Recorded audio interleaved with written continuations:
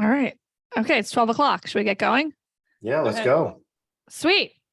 All right. Well, I'm Erin Andrews. I own Level Accounting and Advisory with my husband, Jake, over there. One of those things.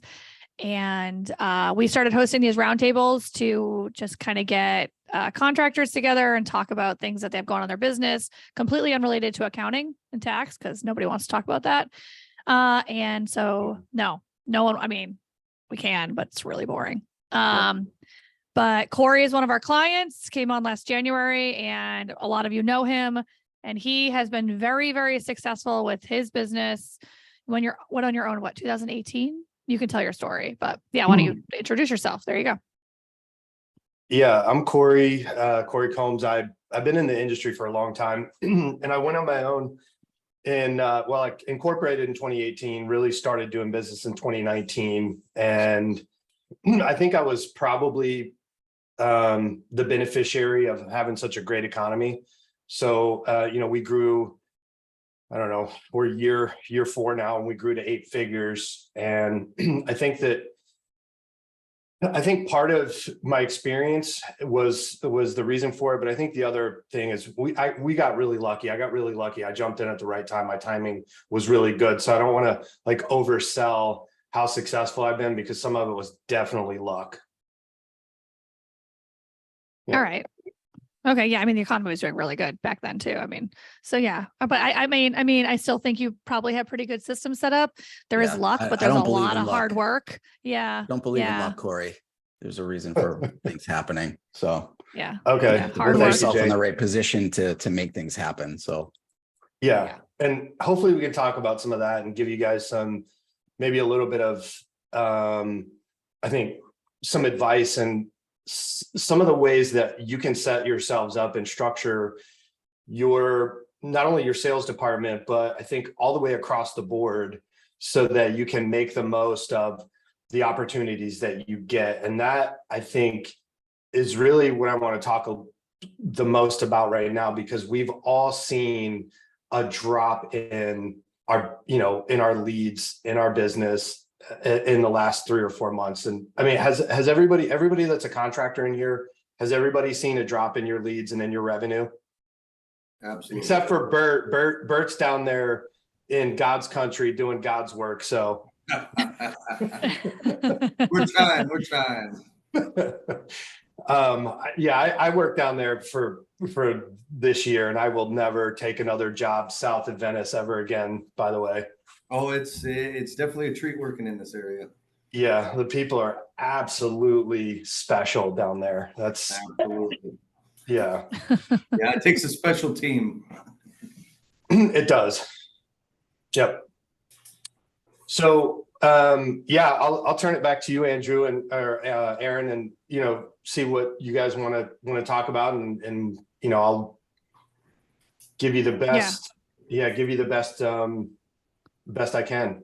Okay. Well, I mean, obviously you can talk about your process and what you do now with your team and all that stuff, but I mean, is there any questions that anybody has off the bat that somebody wanted to just bring up or ask Corey, or something that we could discuss in a little bit? How's your sales recruiting process coming? What's that? How's your sales recruiting process? How's that going for you? That is a really, really great question. And I always answer this with the same answer. I don't recruit sales. I don't hire salespeople. My sales team recruits other people to come work for me.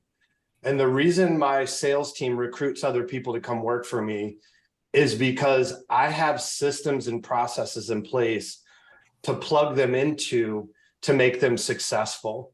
And so I don't have any salespeople that have ever come work for me, with the exception of either they A, did not follow direction, or B, they were dishonest.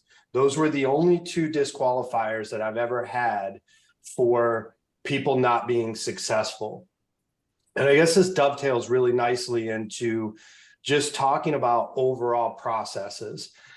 In construction, I've been in construction since 1995. I was an installer, wore tool belt. Was really fortunate when 2008 hit, because it forced me to get out of the field because there was zero construction going on in Florida. And I got a job working for a friend of mine who owned a sales and marketing company. And I worked for him for a few years, and he taught me sales and marketing. He taught me the fundamentals of sales. He taught me how to structure marketing campaigns. He taught me basically the framework of how sales and marketing work, and trained me on the way that you have to, I think, structure your processes with the end goal in mind. And the end goal is always for us to sell jobs. And that's one of the things that I teach my sales team. It's like, look, you don't get paid making friends. You don't get paid building rapport. You don't get paid doing estimates. You don't get paid doing it. You get paid selling jobs. And then when you sell jobs, we get paid by us building jobs. So we've broken our four goals of our company.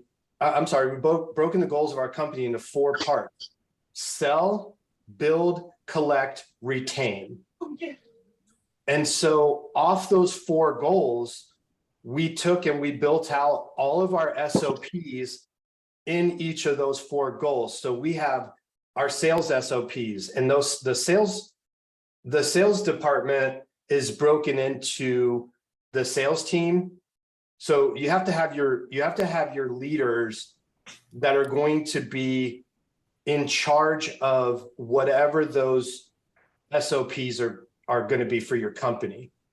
And so we broke our sales into our sales team, the leadership for the sales team, which is our sales manager, which was me for a lot of years. And then we broke it into the operations, because believe it or not, operations is part of your sales staff. They answer the phone. So if you have an admin or an operations person, there's going to be overlap into your sales department. So your intake, your client intake, where you talk to the prospect, you figure out what kind of job it is, you schedule the salesperson, whatever it is, that's part of your sales process. And that's actually the very first part of your sales process. That's actually the very, the next thing is the build. So we took the build goal and we figured out and built our SOPs on how that needed to go. And I mean, all the way down to how we were going to deal with missing materials on jobs. I mean, I literally went as granular as I possibly could with everything that happens in that build category. Because the biggest thing that I think contractors that I've seen that are really good at sales, they really forget that the fundamental part of a construction company isn't the sales side. It's really not. They're both very important, but that production department, that's really where you make your money, not on the sales side. And so we took the production side and we broke that into a granular level, created all of our SOPs. Then we did our collect, because if you build well, it's easy to collect. If you don't build well, I mean, you guys know this, if a job goes sideways, usually it's harder to collect. The homeowner wants to, or the building owner, whoever wants to start negotiating with you. And then the 4th part is that retention. And that's another part that I think a lot of contractors really overlook. And I'm not talking retention in the fact that you're going to build a lifetime customer, so to speak. I mean, we're in construction. I see some roofers in here. If you're in the roofing space, generally speaking, it's one and done. You do the roof, hopefully you don't hear from them. If you did your job right, you don't hear from them. But you still need to think about the retention side, which is your reviews, which is your referrals, which is your the ability to use them as references. That's what I'm talking about, that on the retention side. And so if you don't focus on all 4 of those categories, I don't think you're really squeezing all the juice you can out of your company to be as successful as you can. And so for me, I think that's one of the reasons why I was so successful with building this company, because I had the benefit of working for I worked for some really good companies, and I learned a lot, and I did a lot of training. I did a lot of industry training, but I also worked for some bad companies, and I saw where they missed the boat. And so I was able to take all that and sort of structure what I wanted to do versus what I learned from them. And then I still beat my head against the wall and learned some hard lessons, but I am not so in love with any of my ideas that I wasn't willing to quickly pivot. So that's kind of how we set all that up. Wonderful. Really like that you have a process, like at least a defined, obviously you have processes, but just a step-by-step, like how to do it. I think that's integral really to any company. If you don't have defined processes and procedures and how you do things, it's in any business, it's not going to work in any process that you want to do. So, and I like that you said operations, because if operations doesn't want to take on new clients and doesn't support new customers and things like that either, it's really, really hard to sell, because you're gonna get those customers, and operations are gonna be like, well, no, thank you. So, well, think all right, about cool. if you have a problem, and we all know that I don't care how good you are as a contractor, somebody makes a mistake at some point, and you have a warranty issue, or you have a problem after the job's done. It is what it is. It's part of the business. But that your operations department, and just for clarity, just so everybody knows what I'm talking about in operations, is going to be your admin assistants, people that answer the phone, people that schedule appointments. We have a finance admin that handles, all of our spreadsheets, and she does all of our financing and handles commissions and all that stuff. Then we have a scheduling coordinator where she schedules the jobs and all that. And so she does invoicing and materials. So she's operations / production. So that's what I mean by operations. And then in production, for us, I have my production manager, I have my site managers, which we call them project success managers. And I call them that because that is, when I hire them, we train them that is their entire job, is to make sure that once we've done the handoff to the build, it's actually the build is going on. Their entire job is to make that project a success, whatever that looks like. So we have our project success managers, we have our production manager, and then we have our scheduling coordinator who does, all of the crew scheduling and all that. And then we have our crews and our crew leads. And so those are all the people that are part of the production department. And so when we do, going back to the problem, so you have a problem on the job, or you have a warranty issue or whatever it is.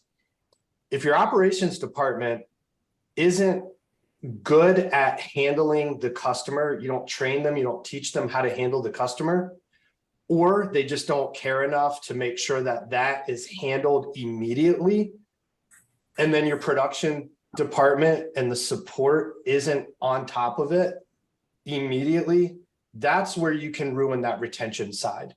So when I talk about they're all inextricably linked, is because they are. And so with, just to dig a little further in this, when we have a monthly meeting with everybody. So we have a company meeting that we do every month. And the first thing that we talk about in that company meeting is the good and the bad and the ugly on what happened on the jobs that we produced for that month. We don't go through all of them, but we go through the ones that went really, really well, and we go through the ones that went badly. We diagnose and we talk about what went badly and how and why. And then we talk about what went well, how and why. And so that way, everybody in the company sort of understands their part in how that project goes and how it's either successful or it's not. And we don't do it to point fingers. We do it so that we can all understand how our role directly affects the success of the project, the profitability of the project, and therefore basically the health of the company. Mhm. So Yeah. that's how we handle that. We call that an after action review. Mhm. Yeah. Well, it didn't go well. What can we improve? Yep. Yeah. I think that's awesome. Does anybody else have questions that they'd like to ask, Corey? This is supposed to be, if you have questions, speak up. It's fine. Or you can chip in Yeah. the chat. Yeah, I got one. I I can. got another loaded Mhm. one. Following up Bert's loaded one. So I could tell you what's working for me and what's not. Like, let's talk about, lead gen, at the moment. Obviously, what's kind of working, what's not. That would be great for those of us that are trying to create opportunities. I got a trick for that. real Definitely quick. not working. What is kind of sort of working? I got a trick for the lead gen. What I did is I hired the owner of the lead gen service, made him my sales manager, and it's working out very well. I keep trying to find one of those. They don't want to. They don't I want got to. the only good one in Southwest Florida right now. That's me. That's my sales manager. Yeah, just for anybody that is not sure. So there's really basically two business models that we follow in the construction industry. One's called restoration, which is we call it storm work. It's the generic term. And then we have retail. I'm a retail company, which means I don't go after insurance work. I don't do insurance work. We don't knock doors. We don't do any of that. And then there's other companies that go after primarily insurance work. They knock doors. They do all that stuff. So the way that they typically generate leads is they go out and they just knock doors, they canvass neighborhoods, they do all that stuff. That's not what Nick's talking about. That's not what I'm talking about. So, man, you're asking No, me. I got Lee Haight trying to get me to do that now. So we're going back to that. And that's kind of coming off of like you said, storm work. But yeah, I mean, like I ran Facebook ads for years and they did great. I never had an issue. I just leveled them up and spent more money. They're But trash 3 months now. ago, it fell on its face. And Trash. I have rewritten it a million times. Yep. I've gone back to modernize, like those Angie's type networks type things. Trash. Yeah, and it's just, oh man, I don't know. So what's been kind of working for us? I mean, we are converting some modernized stuff. Obviously, it takes someone dedicated to contacting them and getting a hold of them. And they're still trying to work the Facebook angle. Google has not produced because it's just generated a lot more people looking for work, a lot of trades calling, hey, you got roofs? No, not like we did anyways. So yeah, just kind of seeing, man, if anybody's doing anything that's working at all, All right. Have you thought about reviews? Referrals? You have a decent review on Google. I just pulled you up. Yeah. And you're in an area where customers should really know somebody or somebody south of you that I would start there as a guy that used to do lead gen. Right. Your Google rating is great. You have a high number count. And I'm assuming you have a decent customer base that you could start with. Being in Tampa, I guarantee they know someone Naples, Punta Gorda, Port Charlotte, in and around that area that has a friend or two. I mean, that's always an easy way to start. A warm intro is fantastic if you can get one.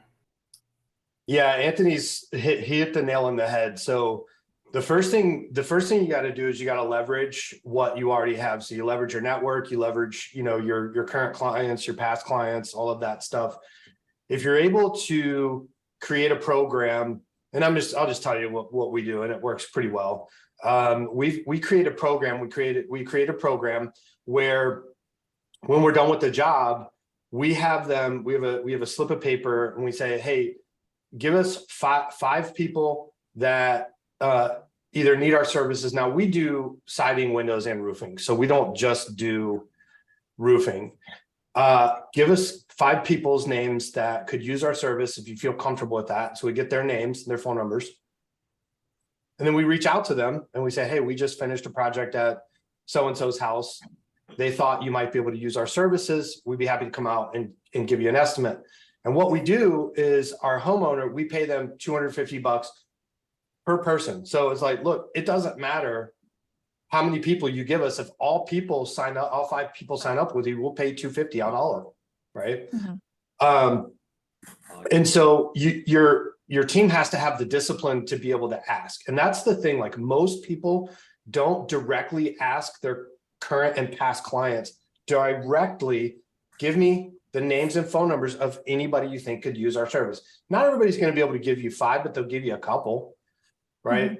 The other one is going back through your CRM, calling up your past clients. And here's a big one that's done fairly well for us. Our repairs. So we go through and we call our repairs every single year. Hey, we just wanted to come out, take a look at your roof again. I know we did a repair for you last year. Want to just do an inspection, make sure everything's good. And then my guys are trained that when they walk around the property, if they see old windows, if they see soffit and fascia, if they see any rot, whatever it is, they'll bring that up to the homeowner and say, hey, have you thought about us fixing that for you? So you have to kind of think outside the box right now when things are much slower. Here's the other one that we've been unbelievably successful with is real estate brokerages. We go out and we present to real estate brokerages all the time. The mistake that most guys make is they look at realtors as wanting cheap and easy. But the thing that you have to think about is, so we're on the higher price scale. Okay. I mean, I'm never going to win a job on price ever. Just, that's not our business model. And the reason we can do that is we educate the homeowner on why we're a better fit for them. You have to do the same thing with the realtors. Not every realtor is going to be a referral partner for you. The ones that see the value in what you bring are going to be the ones that bring you business. And the other thing that you have to be prepared to do is you are going to do some free work. It's just the way that it is. You bring value to them. You show them that you're reliable and you're resourceful. And inevitably, when you bail them out of a problem, they will start to call you for all of their stuff. But you have to make the first move. And that's where a lot of guys miss the mark because they just won't do it. And we've been really successful with that. I have probably 6 or 7 really good sized brokerages that the top producers all use us. That's awesome. Appreciate that. Yeah, I think just going out there and kind of pitching and being unique, like, hey, we're different. This is what differentiates. I mean, obviously that's always kind of the grassroots of it. So, and it's the stuff that we easily get away from as soon as we get slow, or as soon as business picks up. But now that we're slow, we're all like, right. What do I do? What do I do? Mhm. And this is the stuff that I've been drilling. So we have a part of our, so I have an 80-page SOP with standard operating procedure manual for my sales team. And the first thing that they get taught and trained on is this stuff that we're talking about, because this is the stuff that no matter what happens, it's tried and true, it works. And if you get good at this, it'll carry you through these slow times. Mhm. What about I- HOAs? Can you go and pitch them? You got to think about, like, every single roofer out there is going and trying to talk to these people. Mm. So it's a little more difficult. I have a friend of mine who this was brilliant. I never even thought about this, but he bought an old truck. He bought like a 1940 something old truck. He put his logos all over it, and he takes it to all of these car shows down in Sarasota and Venice and Port Charlotte. And I was like, and he's like, dude, I get a ton of business. I was like, that was brilliant. He's like, yeah, these old dudes love me. So you just got to think about things like that. You got to think outside the box, and you got to figure, like, how can I get in front of people in a meaningful way without going up and be like, hey man, I'm a roofer, I want to do your roof. They don't give a shit, right? They need to come to you. Property management's a good ones to follow up with. Mhm. Mhm. Yep. Do you guys do any cold? Could you do you get lists and do any cold calling? No. No. Okay. I'm just curious. I know a lot of people that do that in other industries. So, okay. This is gold, Corey. Yeah. I wanted to see if Jesse or Mike had any questions, because they are slightly newer companies and they're building up all these processes right now. So I would really like to see if either of them have questions. By the way, if anybody, and this is just my shameless plug, I mean, if anybody plug away. needs help, if anybody needs help developing out their SOPs, get in touch with me. It's one of the things that I do is I help contractors develop out their SOPs. Mhm. That was kind of my question. Like, I've been in roofing 9-10 years. I ran a company for 4.5 years as the manager. I started my company last January, but really didn't actually go on my own until about August of September of last year. Originally, I was going to stay small. I'm in the Dallas market. I was just going to keep it me and my son and just go out there. And then I started hiring some guys. As far as SOP, like, I have systems. I don't have anything written down. So every time I have new hires on, I go over the training. I have videos that I bought the roof strategist so they could at least get their feet wet and see that. And then I take them out in the field and train. Yeah. But I just feel like, the last few months, it's been extremely tough. My sales guys are not selling, not producing. They're getting extremely lazy. Leads, the only lead generation I've been doing, I was on Thumbtack, and it was working decently up until about the last 3 or 4 months, and then it was just terrible. So I shut that down. I'm on Yelp. That's not doing anything. Google's not doing anything here. So really, I mean, we do door knocking, and it's tough. And at least in this market, we don't eat deductibles. I've never have. But again, in Dallas, there's 6,000-7,000 roofing companies. The majority of them still eating deductibles. Yeah, it's So a the wild, guys just wild kind of west get out there. Oh, it's a beating. Yeah. So they're kind of just getting, discouraged and every day it's talking to a new guy in my office and keeping his head up, bringing them out. I get a lot of referrals because, like I said, I've been doing it quite a while. So I give all my referrals out to all my team to keep them going. Yeah. But they're not doing anything to help generate any business on their own. Yeah. What I've found is that, and this goes back to the question that was asked about how do you hire sales team. When you have the SOPs written down, not only do they have a framework and a structure in which you can train them, but then you can create your benchmarks and the way that you can grade them on their activities. And as owners, this is another thing that has served me really well, is if you don't have, so like for my sales team, for an example, most people track like revenue and closing percentage, which is great, but those are result-oriented metrics. What we track is we track the 5 or 6 other things that they have to do during the month in order for them to be successful, so that their revenue and their closing rate is high.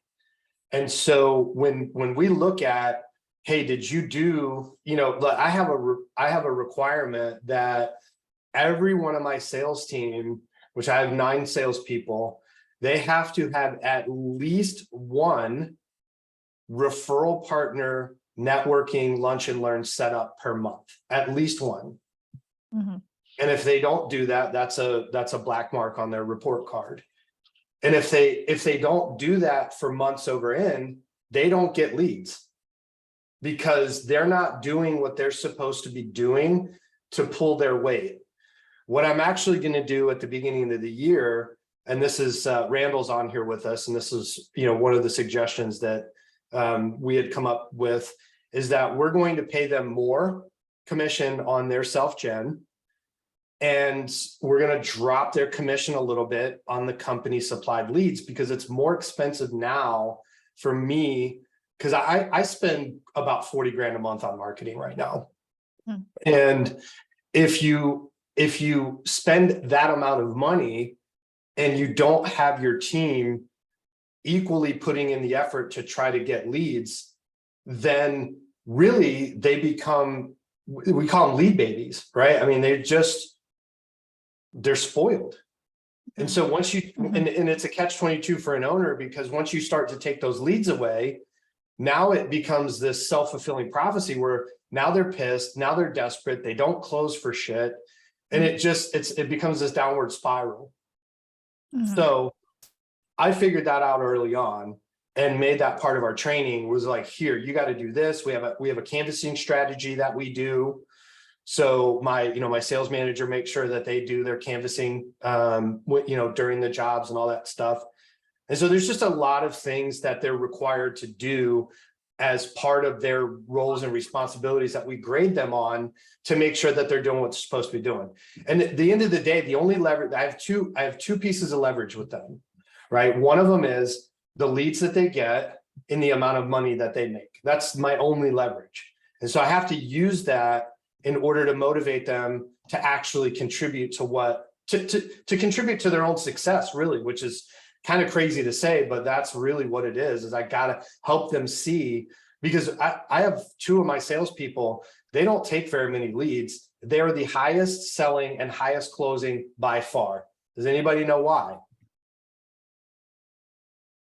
Because referrals close at such a higher rate than regular leads, it's not even close. And so they get so many referrals that, I mean, as soon as they step in the house, it's almost a done deal.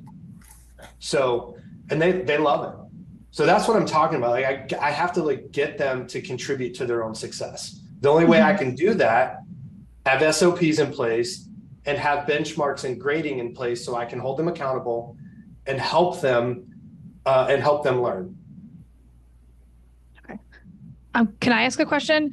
If someone's just not just starting out, they've been in business for a while, they are getting out of doing the actual work itself and are trying to work more in the business, but they know they need to do sales. They're just in this really weird in between phase where they want a sales guy. They're the primary sales guy. They have to be on the job occasionally. How do they transition from to get a sales team, to get the process? I do believe in not recreating the wheel and getting the SOPs already built out, because Corey's probably done it a lot better than you already. So, but aside from the SOPs, but getting out of that so you can get a sales team, build a sales team, while also running the company. Man, that's a really, really, really good question. What I would say is let me tell you what not to do. Okay. You cannot hire a salesperson and expect them to just do their job. You cannot hire a salesperson and expect them to fix what you know is broken. Not going to happen. I see it all the time. They're like, oh, I'm going to hire a salesman. I'm going to hire a salesman. I'll hire a salesman. Okay, great. How are you going to train them? Well, I don't know. I'm going to have them watch Admin Businessman's, videos. Okay, great. That's a good start. The Roof Strategist, smart, has a lot of really great stuff out there. Okay. But the information is only one part of the puzzle. So what I would tell you is the first thing that you have to think about is, how do you put somebody in a position to succeed? Right? Because if you want them to take over you being in the field and having to go and sell and do all that stuff, okay. Well, how are you successful? And how can you put this person and plug them into a successful process? And I think if you think about it in that way, that is the start to being able to bring a salesperson on. Okay. And probably having those, I am a true believer of processes too. So if someone can just hand you processes to a playbook, a sales playbook, and say, here, that cuts so much time. I know personally how hard it is to build processes internally, even just the physically doing it, like what system to put it on. So if you Yep. can have that already, like, don't recreate the wheel, just do what's working well. Right. I do have another question unless someone else does. I want to add one quick thing to that. So Yeah. just so you guys know, not one of my 9 salespeople came from the roofing industry, had any roofing experience whatsoever, and they all do every single one of their own estimates. Sweet. Corey, do you just think have- that they have an advantage of not being in the roofing industry prior to starting? Because I think like for us, we're noticing a lot of people jumping into accounting that are like marketing or sales, with Mhm. people with marketing or sales backgrounds that are they're crushing it because they don't have the traditional accounting background and that mindset. Do you think Yeah. there's like a big difference with people coming in that don't have that background? curse of I'll go knowledge. even further. Yes is the answer, and I'll go even further. I think the advantage for you as an owner is way, way, way bigger because you can hire and pull from like a way bigger pool of people, and you can get the right personalities in there. You can get the right people in there and not worry about if they have the roofing knowledge or not. To me, I think that it's so easily trainable. I'm not trying to turn them into, an expert installer. What I need them to know is what to look for, how to diagnose the problem, and how to create the estimate so we can sell it to the homeowner. That's not that big of a deal. And it all comes back to our training processes and showing them how to do it and walking them step by step. 6 to 8 weeks, I have somebody out there selling. It takes them a good 6 months to get comfortable, but like after that 6-month mark, they're killing it. Okay.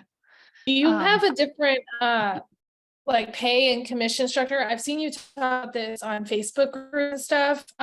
Just like the difference in commission structures and stuff. Can you just talk about that for a little bit? You don't have to say exactly what you do if you don't want to, but just the different commission structures, pros and cons, whatever. Yeah.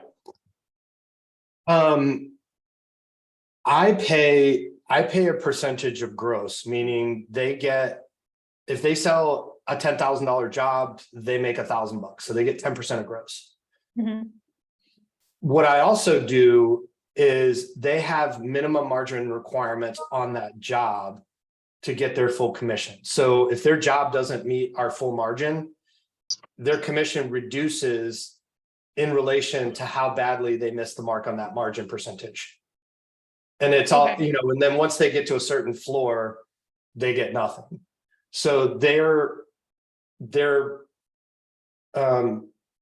really cautious on how they, price out their jobs because they don't want to lose their commission. There's a few different ways to do it. I have a friend of mine who owns a company. He has a certain threshold, like they only get 6%. And then once they hit a certain revenue threshold for the month, then they get 10%. And the idea for him is I want to incentivize them to sell more and close better so that they get a higher percentage commission. And then he said the people that don't hit that higher percentage of commission, I'll typically transition them out at some point because they're just not going to be a high performer, which I think is a really smart way to do it. I don't want to deal with that. So I just kind of level everything out and just focus on training my people as best as I possibly can. But there's a lot of different ways to do it. There's profit splits, which I know everybody's heard of these, like 10, 50, 50s. That would, if you're chasing storms, that can work. But if you're looking to set up a home base and grow your company, and that's never going to work. 10% for your overhead just will not work. It just can't. So, yeah. So I have a question about the estimate process, because I feel like that goes into it, because they figure out their commissions. So they're writing their own estimates, and I think you use Roofer, right? Yes. So does Roofer help them write the estimates, because it does the measurements and everything, doesn't it? Roofer's a tool, and just like any tool, you have to know how to use it. Okay. Okay. Got it. My question is, for anybody that does not have sales teams or whatever, I think sometimes sales gets it's a bad rap. It's almost like a dirty word, but I don't think business owners realize that their primary job is to sell. Like, that is why you're in business, is to generate revenue. Can businesses make money, or do you think businesses can grow and scale if they don't have a sales team or don't start building out sales processes and consider hiring sales? You cannot. Thank you. Okay, good. Sales is not a dirty word. That's literally what business is. You're just an employee of your business if you're not selling. That's what I think anyways. Okay, I was just curious for those people that think sales is a dirty word. No, look, here's the other thing, that the first one of the first things that I talk about when I bring on a new salesperson, okay, is we have this thing that's called hierarchy of responsibilities. And it starts out with explaining because my sales team's commission only. Well, we pay them salary while they're training. And that's one thing that I do differently than most people, is when I'm bringing on a new salesperson, I pay them salary. And I pay them salary because they were here. Oh, well, if someone Jerry, just answered the phone, would you mind muting? Yeah, can you mute Jerry? Come on, Jerry. But anyway, so we hire. Yeah, they just dropped it off. They said something about him being over here next week, but I'm gonna mute him. There we go. I got that. I got it. All right. Hooked it up. We pay him salary, we pay him a training salary, and I still allow them to make commission, a much smaller commission. But while they're training, we call it, while they're on the training wheels, I pay them, because I want to set them up for success. And then what we do is my sales manager sells a couple deals for them so that they get some success early on, and they get a taste of the money. So I do that, but then I talk to them about commission sales and what their responsibility in commission sales is, and their responsibility to themselves and to their family is to make money. And we talk about, we are a for-profit company, and that is okay. In construction, there's this like weird thing sometimes where company owners have a hard time accepting the fact that, like, we are in this to make money. That's it. Like, I like building. I love construction. I've been in it my whole life. When you've done an amazing project, it is so fulfilling. You know what's even more fulfilling? When that project was super profitable, right? That is way better. So I tell them, like, we're a for-profit company. You're here to make money. Your highest responsibility in this company is to yourself and your family to make money. I know that, you know that, let's get that on the table, right? I don't think your highest responsibility is to be loyal to me or, whatever. It's all bullshit. Your highest responsibility is to make money for you and your family. Number 2 on your hierarchy of responsibilities is take care of yourself. You cannot get burned out. You cannot get stressed out. You cannot get, any of those things that happen when you're in commission sales, because you will be useless to me, you'll be useless to your family, and you will be useless to yourself.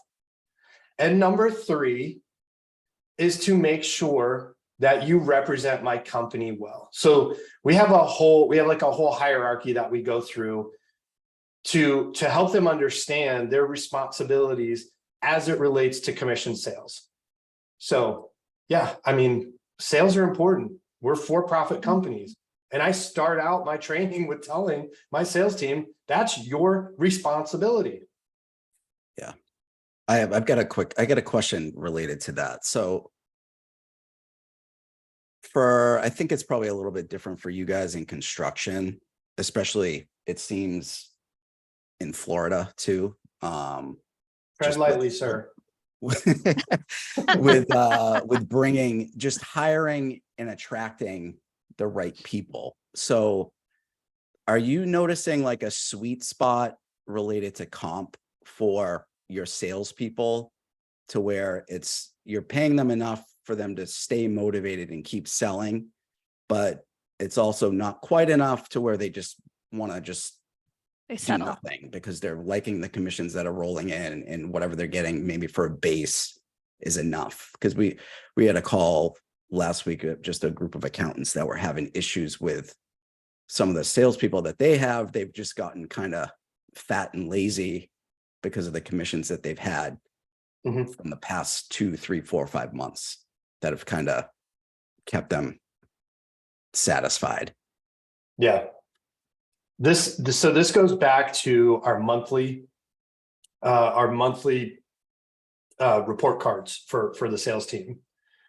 And so if they're not closing at a high rate, which by the way, our closing rate has gone through the roof. The lower that our lead gen has been, like the lower amount of leads that my guys have gotten, our closing rate has exploded, which is. What is it? Our overall close rate right now for the month of October is about 58%. Which, just so everybody knows, I have guys right now that are closing in the high 70s. Amazing. If everybody knows, like the industry average is about 35%, just to give you, give you a reference point. But what that tells me is that they've started to see that they better make the most of the opportunities they're getting, because we've given them a lot less. So now they have that fear that they're going to lose their money. And, my team's always closed fairly well, but the people that have been less on the higher side, or their revenue goals have been lower, we give them less leads. We just do. And we kind of make them fend for themselves. I mean, I have 2 people right now that I don't think I've given them a lead in 2 months because they just were not closing very well. So said, listen, until you get your shit together, because I can't. So to further complicate this situation, last year at the end of the year, all my salespeople were W-2, and when it was time to do their taxes, they all lost their shit because they paid a lot in taxes. I mean, not one of my salespeople does under 1.5 a year. I mean, if you're $1 million salesman at my company, you're the ugly duckling. Like, you just don't, you're not a high performer. So everybody decided that they wanted to be 1099 because it gave them the opportunity to take some tax, open it up an LLC or an S corp or whatever, and get tax advantages and all that stuff. And so now, and I talked to my attorney about it. We figured out how we were going to do that, the whole thing. So now all my sales team are 1099. So I don't have the control over them that I did, because there's certain rules in place that, Yes. There's certain things you can and can't do. You can't treat them like an employee. And so the only control that I have is whether or not I'm going to give their entity any business. That's it. Yeah. That's all the leverage you have, right? That's all the leverage I have. Have they been more successful since they switched? Have you noticed a difference?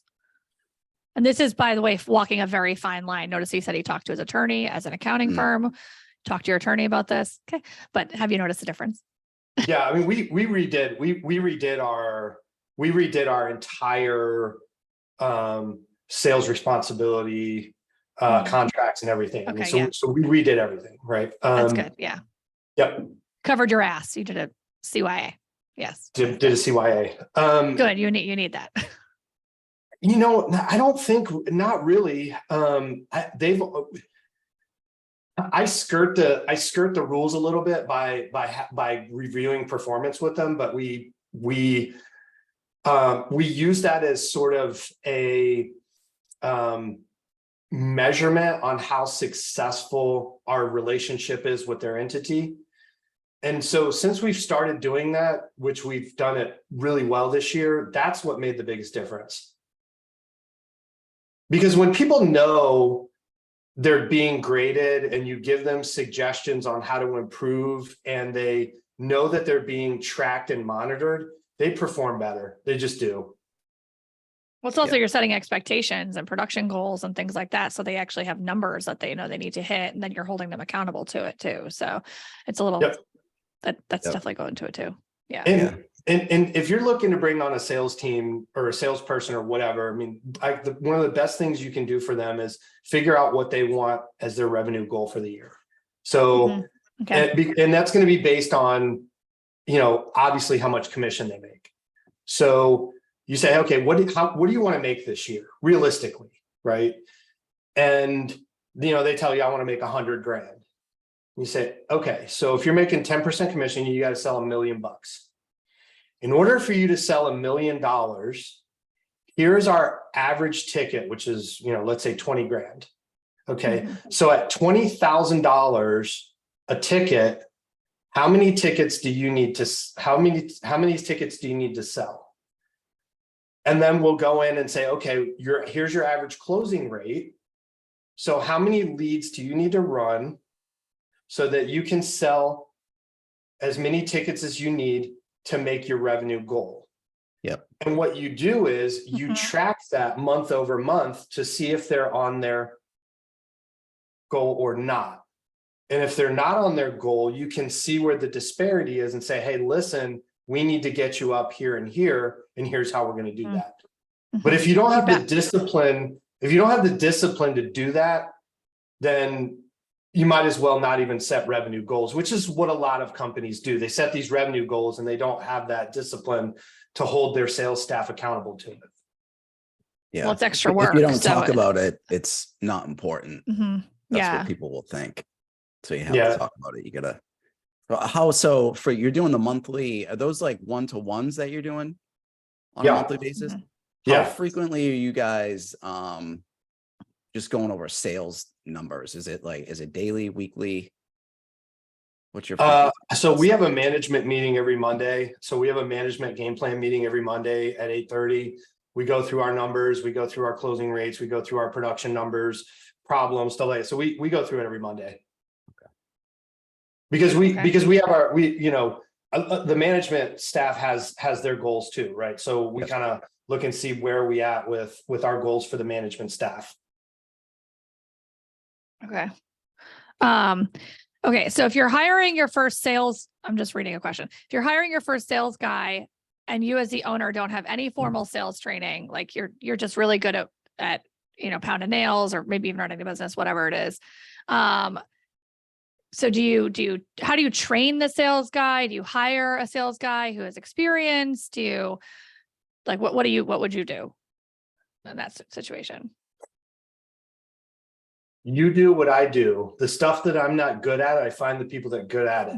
Yes, that's right. I mean, that's what I did, right? That's right. Like suck. If I could tell you the thing that I suck the absolute most at, it will be the numbers. I hate it. Hate it.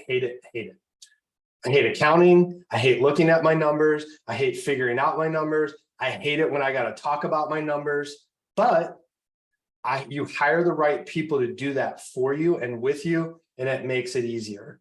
I have learned so much over the last year about KPIs, how to monitor and track. And I thought I knew my numbers well. And we went to a whole other level and layer of like setting up budgets figuring out where I'm overspending, like that kind of shit, I hate. But you get the right people around you that can teach you how to do it and can help you with it.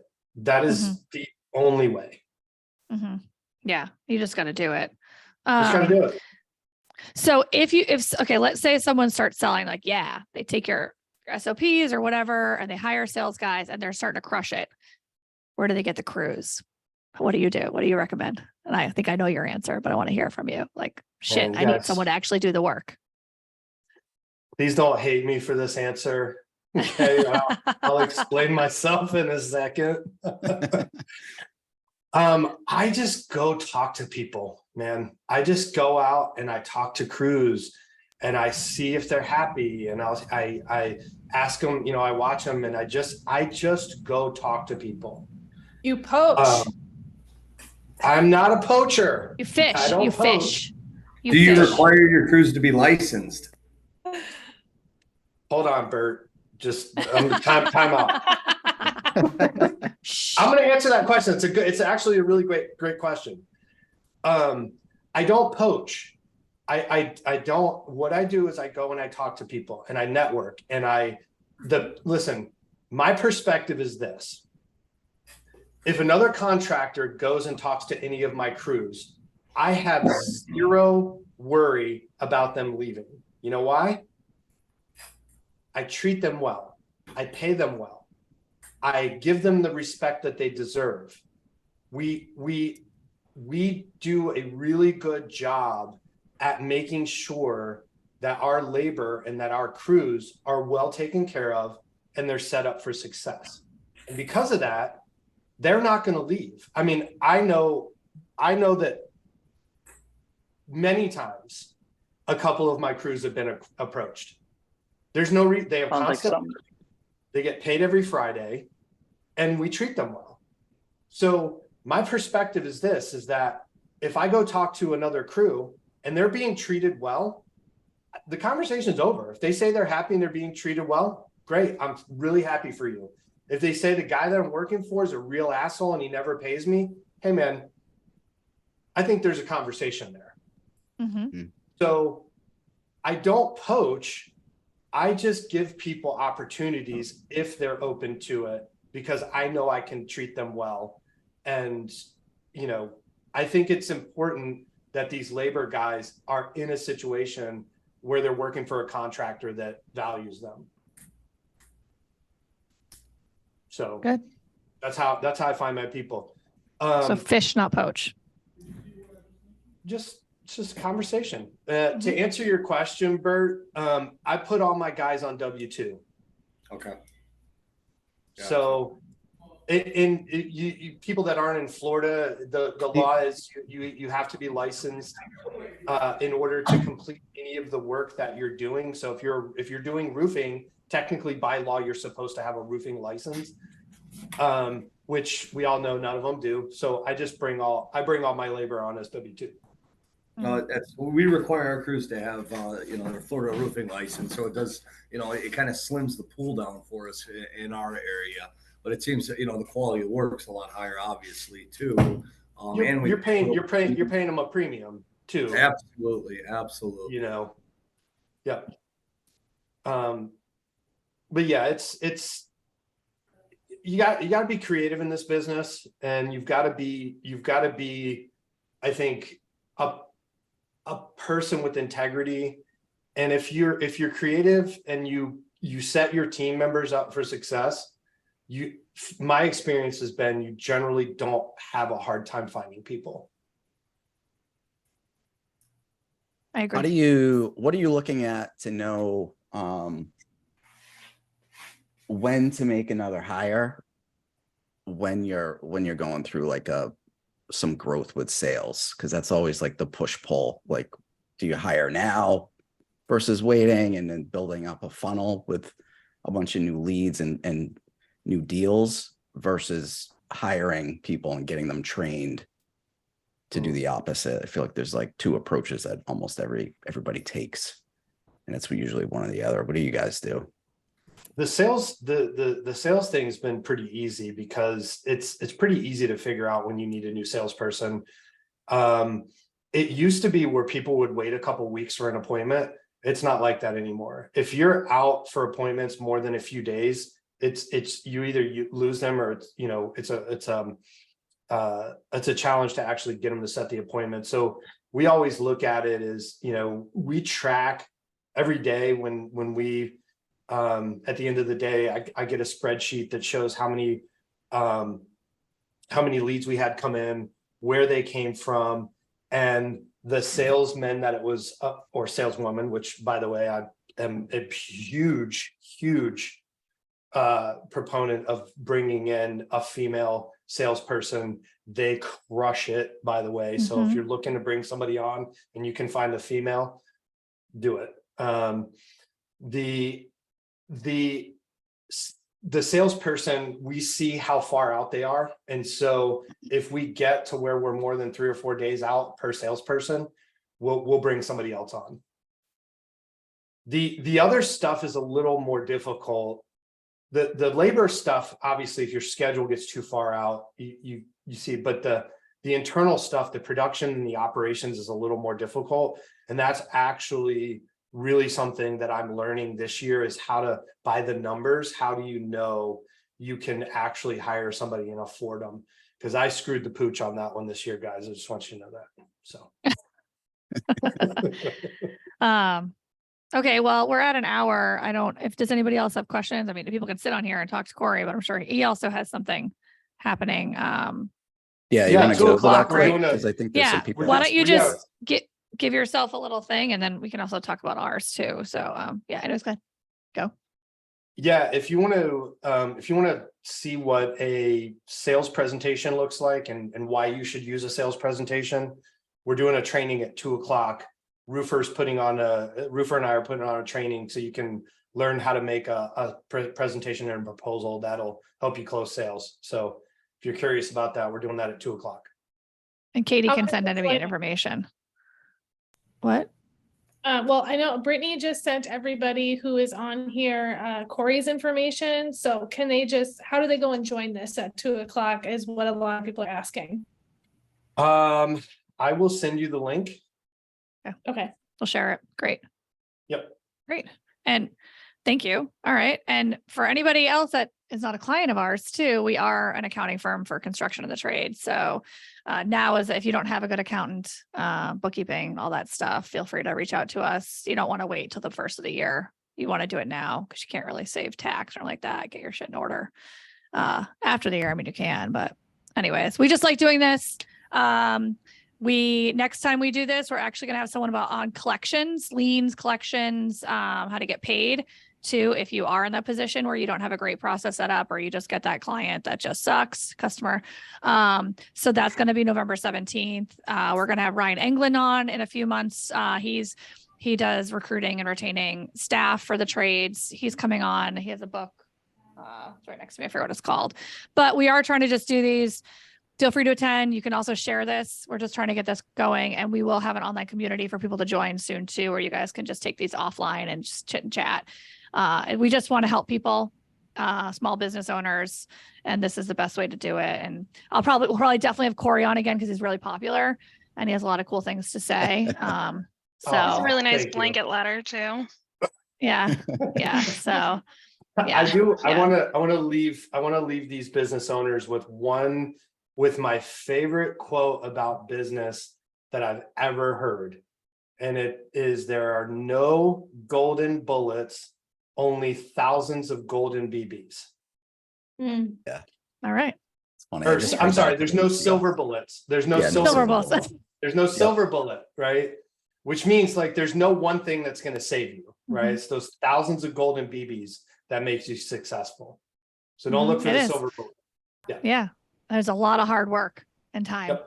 Yep. Yeah. It's not easy. Everybody, you see people on Instagram, whatever, and it's a lot of shit behind the scenes, not seeing kids and stuff like that. That's what I know of anyway. So, all right, cool.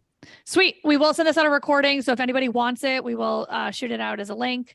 Again, if you guys know anybody that could benefit from these, feel free to share. We'll have them. We will have Corey on again. Would love to talk about estimates and things like that, Corey, or whatever else you want to talk about, processes, operations. If you guys have I love any it things all. you guys want to talk about, yeah, you love it all. It's great. I Just love not it. numbers. We'll just never not bring up numbers. accounting I or hate numbers. numbers. Never. Data drives decisions. Anyways, but yeah. So thanks a lot for joining, guys. I really appreciate it. And feel free to shoot us an email if you guys have any questions or want to set up a time talk.